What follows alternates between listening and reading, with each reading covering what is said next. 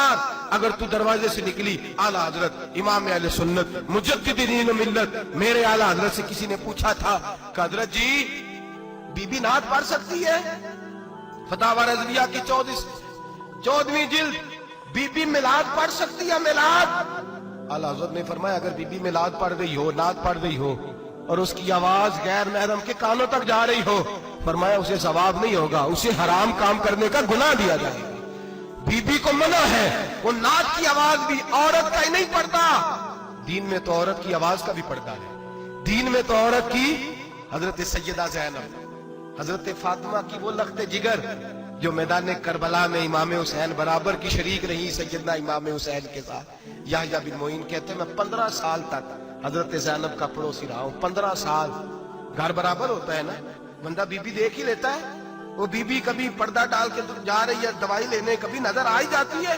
कहते 15 साल में सैयदा फातिमा की बेटी का पड़ोसी रहा हूं, मैंने कभी बुरके में छुपी हुई ज़ैनब भी नहीं देखी, बुरके में छुपी हुई ज़ैनब भी कभी नहीं देखी।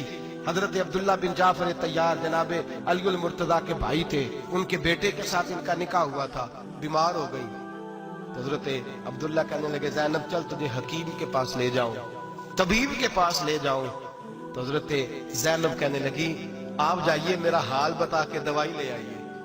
तो हजरत अब्दुल्ला जाफर तैयार कहने लगे शरीयत में गुंजाइश है डॉक्टर के पास जाने, हकीम के पास जाने की गुंजाइश है, तू चलती क्यों नहीं? तो हजरत ज़ैनब कहने लगी शरीयत में गुंजाइश तो है, पर अब्दुल्ला मेरी मजबूरी ये है कि मैं फातिमा की बेटी हूं। शरीयत में गुंजाइश तो है, पर मेरी मजबूरी ये है कि मैं हुसैन की बहन हूं। शरीयत में गुंजाइश है, पर मैं हसन की बहन हूं। शरीयत में बड़ी गुंजाइश है, पर लोग मुझे मोहम्मद अरबी की नवासी कहते हैं। गुंजाइश तो है, पर मैं नहीं ना निकल सकती, इसलिए कि जितना कोई अपने आप को दीन के करीब जानता है उतना उसके पैरों में शरीयत की जंजीरें ज्यादा होती हैं। तो जनाब सैयदना अब्दुल्ला कहने लगे अगर तू पर्दा कर गई, अगर तू चली गई, तो फरमाने लगे ये तो अल्लाह की मशीयत है, तू दवाई ला दे ताकि मैं खा लूं, और अगर मैं चली गई तो मैं अपनी माँ से जाके कहूंगी कि अम्मा सारी तकलीफें मैंने छाती पे बर्दाश्त की हैं, पर मैंने तेरे पर्दे पर आंच नहीं आने दी। मेरे भाई ये उसवा नूर है, ये उसवा हसना है, ये हमें सिखाया जा रहा है। मेरे हबीब करीम की बीवियों का ये हाल था, बीवियों का अपने घर के आंगन में हजरत आयशा सिद्दीका, हजरत सौदा जनाब अफसा अपने सेन में जब बैठती थी ना तो दीवार की तरफ मुंह करके बैठती थी, दीवार के साथ लग के दीवार की तरफ। बीबियां अपने घर के अंदर भी दीवार की जानब मुंह करके बैठती थी। लोग पूछती, बीबियां पूछती कि अपने घर में भी दीवार को मुंह करने का मतलब? कहती हो सकता है कुछ छत पे चढ़े अचानक नजर पड़े, तो हम चाहती हैं फिर भी हमारा चेहरा नजर ना आए उसे, फिर भी हमारा चेहरा नजर। हम अपने घर के अंदर भी पाबंद रहती हैं कि हमारे चेहरे नजर ना आए।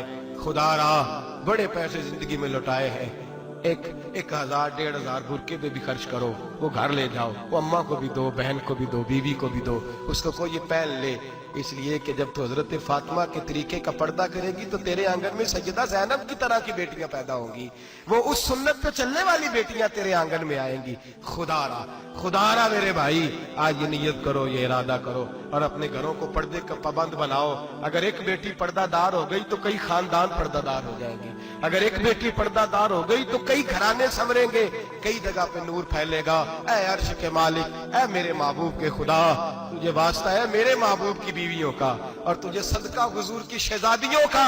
ऐ अल्लाह इतना करम बरसा, इतनी रहमत बरसा कि मेरे वतन की बेटियां और मेरे वतन की माएं बहनें बच्चियां ये समझ जाए कि हमारी निजात सिर्फ हजरत फातिमा के बुरके में है, हजरत आयशा के पर्दे में है, सैयदा खदीजातुल कुबरा के हिजाब में है। अल्लाह करे ये समझ जाए और ये जब भी सजदा करें तुझसे हयाई मांगे, ये तुझसे जब भी सजदा करें ये तुझसे अपने लिए चादर ततहीर और पर्दा तनवीर ही मांगे।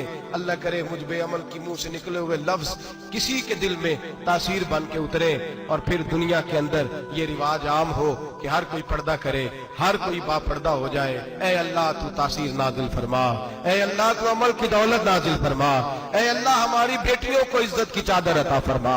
हमेशा मिदहत खैरुल अनाम में गुजरे, दुआ है ये उम्र दरूद सलाम में गुजरे। आखिर